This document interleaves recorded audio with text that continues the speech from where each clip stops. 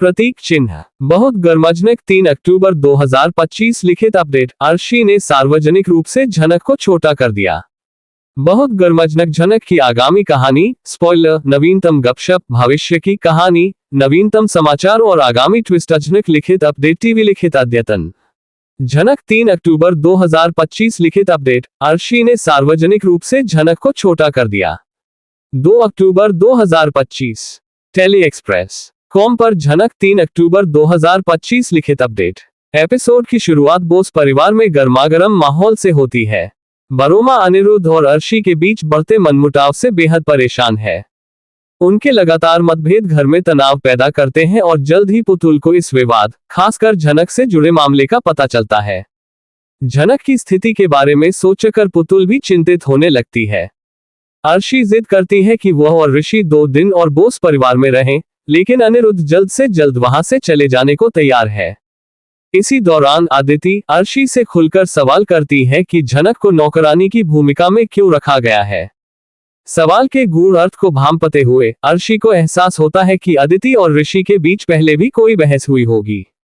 शक सच साबित होता है, क्योंकि अदिति और ऋषि झनक को लेकर फिर से आपस में भिड़ जाते हैं। अर्शी दोनों पक्षों को शांत करने की कोशिश करती है, हालांकि तनाव और बढ़ता ही जाता है। हालांकि अनिरुद्ध चुपचाप देखता है कि इस घर में झनक के साथ गलत व्यवहार हो रहा है और वह खुद को इस स्थिति में असहाय महसूस करता है। झगड़ा तब और बढ़ जाता है जब अर्शी ऋषि पर भड़क जाती है। वह गुस्से में उस पर एक तीसरे व्यक्ति, स्पष्ट रूप से झनक की वजह से उनके जीवन में बेवजह उलझने पैदा करने का आरोप लगाती है। अर्शी के अनुसार ऋषि को एक सीमा तय करनी होगी और झनक से दूरी बनाए रखनी होगी, वरना उसकी भागीदारी अदिति के साथ उसके रिश्ते को और भी कमजोर और जटिल बना देगी। इस बीच ऋषि यह साबित करने पर अड़ा है कि उसे झनक से न तो कोई लगाव है और न ही कोई छिपी हुई चिंता। वह यह दिखाना चाहता है कि उसकी जिंदगी में झनक का कोई महत्व नहीं है। हालांकि अर्शी का दृढ़ विश्वास है कि झनक चालाक है। उसके अनुसार झनक ने जानबूझकर अपने पिता को स्वार्थ के लिए फंसाया और अपनी बेटी के भविष्य को सुरक्षित करने के लिए ऋषि को झूठ बोलकर गुमराह भी किया। ये शब्द सुनकर ऋषि भ्रमित और व्यथित हो जाता है। वह तय नहीं कर पाता कि किसकी बातों पर विश्वास करे, और हालांकि वह चुप रहता है, वह खुद को यकीन दिलाता है कि एक दिन सच्चाई सामने आ ही जाएगी। बाद में शाम को बोस परिवार एक छोटी सी पार्टी का आयोजन करता है। ऋषि और अदिति को एक जोड़े के रूप में दिखाई गई गर्मजोशी और केमिस्ट्री के लिए उपस्थित सभी लोग प्रशंसा करते हैं। इस पूरे जश्न के बावजूद अर्शी खुद पार्टी से दूर रहती है। इसके बजाय वह इस मौके का इस्तेमाल झनक के खिलाफ एक और चाल चलने के लिए करती है। वह झनक को एक मॉडर्न ड्रेस देती है जो कभी अदिति की थी और जिद करती है कि वह उसे पार्टी में पहने। झनक हिचकिचाती है, उसे लगता है कि यह ड्रेस उस पर ठीक से फिट नहीं होगी, लेकिन अर्शी कोई बहाना नहीं मानती और उसे वही ड्रेस पहनकर पार्टी में आने का आदेश देती है।